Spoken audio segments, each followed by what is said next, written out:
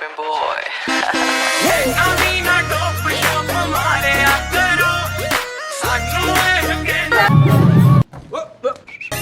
परदेसी मेरा दिल ले गया, जाते जाते मीठा मीठा गम दे।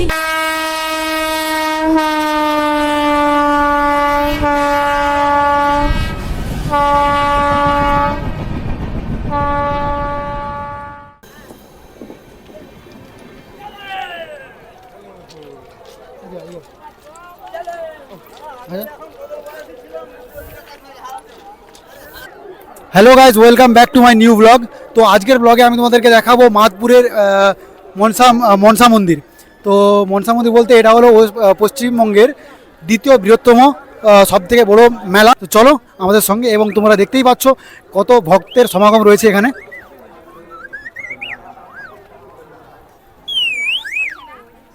তো এটা হলো শুধু খালি একমাত্র সাইড যেখানে রেল লাইনে ধারে, ঠিক আছে। তো যেখানে কোনো প্ল্যাটফর্ম নেই, তো সেখানে এতটাই ভিড়, যেখানে আসার জন্য উপযুক্ত জায়গা রয়েছে, রাস্তা রয়েছে এবং উপযুক্ত স্ট্যান্ড রয়েছে। তো সেখান থেকে আরও কতটা ভিড় হবে তোমরা এখান থেকেই আন্দাজ করে নিতে পারো, ঠিক আছে। তো তোমাদেরকে দেখাবো মেলার গেটটা। তো চলো আমাদের সঙ্গে, ভিডিওটা না স্কিপ করে সঙ্গে থাকো। বিশেষ একটা জরুরি কথা জানিয়ে দিই, তো মেলার মধ্যে ইন্টারনেট কোনো বছরই থাকে না। তো সেই কারণে মেলার কমিটি পক্ষ এবং সরকারের তরফ থেকে এখানে একটি টাওয়ার বসানো হয়েছে, যাতে ইন্টারনেটের সমস্যাটা কিছুটা দূর করা যায়। তো এবং তোমরা দেখতেই পাচ্ছ পরপর ট্রেন একটা ট্রেন। ওই সাইডে রয়েছে মাদপুর স্টেশন এবং এই সাইডে রয়েছে জগপুর স্টেশন। তো তোমরা যদি কেউ কলকাতা এবং হলদিয়া সাইড থেকে আসতে চাও, তো তোমরা ওই সাইড দিয়ে আসতে পারো, ঠিক আছে।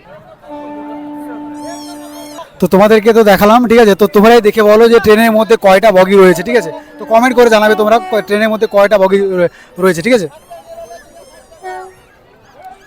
তো এখন আমরা গুটি গুটি পায়ে এগিয়ে যাচ্ছি মাদপুরের মনসা মন্দিরের দিকে। সঙ্গে রয়েছে আমার একজন ভাই, পাড়ার একজন ভাই শুভ।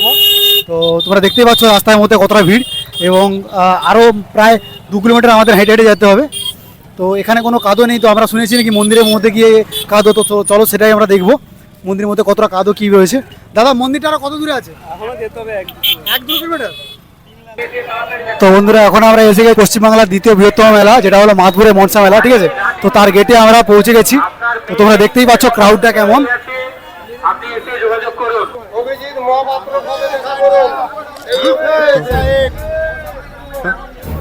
বিশেষ ঘোষণা, তপন দল এনায়তপুর বরতলা। আপনি যেখানে থাকুন না কেন, সুব্রত নায়ক অনুসন্ধান অফিসে দাঁড়িয়ে আছে। এটা পাঠা বলি হচ্ছিল, ঠিক আছে। তো বন্ধুরা, এটাই হলো সেই মাদপুর মনসা মায়ের গেট।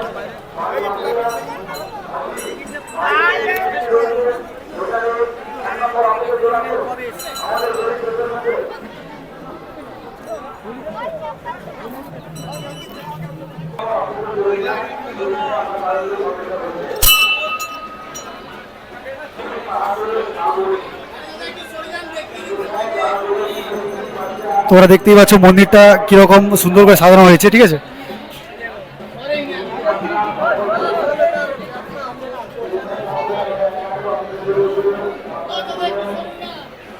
তোমরা দেখতেই পাচ্ছ মাদপুরে একটা অন্যতম প্রথা, যেটা হলো পাঁঠা বলি। তো এখানে পরপর একটা পাঁঠা বলি হচ্ছে, এবং সেখান থেকে মাথাগুলো হচ্ছে লরির মধ্যে রাখতেছে।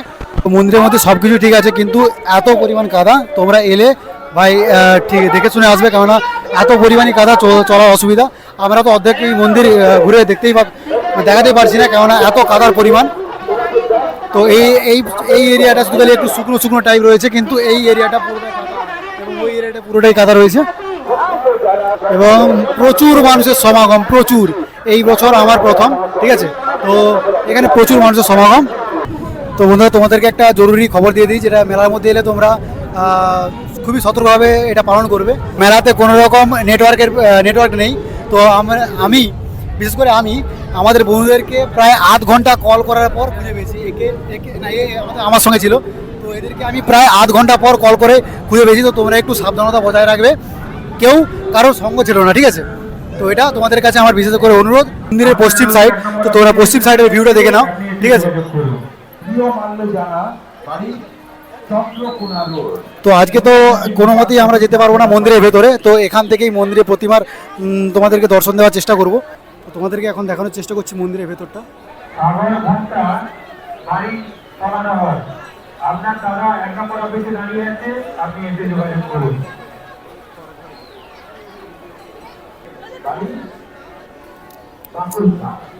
আপনার স্বামী আমাদের 1 নম্বর অফিসে রয়েছে, প্রতি বছর করে আসে। আদেশ নয় বাড়ি চক্রবন, আপনার লোক 1 নম্বর অফিসে দাঁড়িয়ে আছে। তো এতটাই ভক্তের উত্তাল যে আজকে আমাদের কোনো মতেই প্রতিমার কাছে যাওয়া, মায়ের প্রতিমার কাছে যাওয়ার আমাদের একদম সুবিধা হচ্ছে না। তো নেক্সট টাইম আমরা তোমাদেরকে মায়ের প্রতিমার সামনে এবং মায়ের প্রতিমা দর্শন করাবো, ঠিক আছে?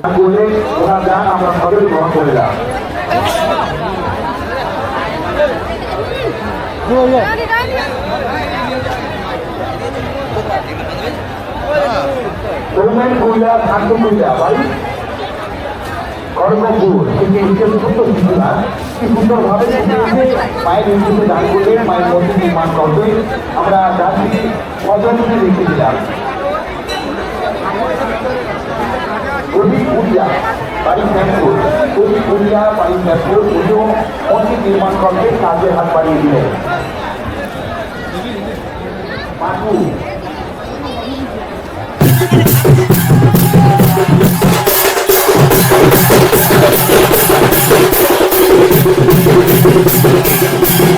রয়েছি মাধপুরের মনসা মন্দিরের ঘাটে, যেখানে স্নানাগার। তো এই সাইড দেখতেই পাচ্ছ কেউ কেউ স্নান করছে এবং পরিষ্কারভাবে লেখাই রয়েছে যে পুকুরের মধ্যে কেউ হাঁস ছাড়বে না, কেননা এখানে তো মানত করা হয় হাঁস বাগেরা ছাড়ার জন্য। তো সেই হাঁস যদি কেউ এই পুকুরে ছেড়ে দেয় তো এখানে পরিষ্কারভাবে লেখা রয়েছে। তো এটা হলো মন্দিরের এন্ট্রেন্স।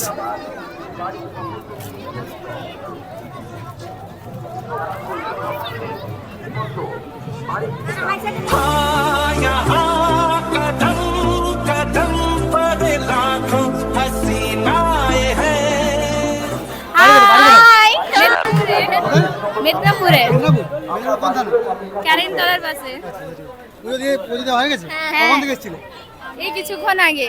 আচ্ছা, তাহলে তাড়াতাড়ি হয়ে গেল। সকাল থেকে এলে কিন্তু এবারে কি বাড়ি যাবে নাকি? ঠিক আছে, যাও, সাবধানে যাও তোমরা। ঠিক আছে, টাটা।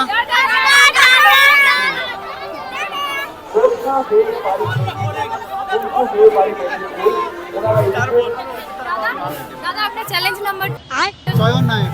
ছয়ের নায়ক।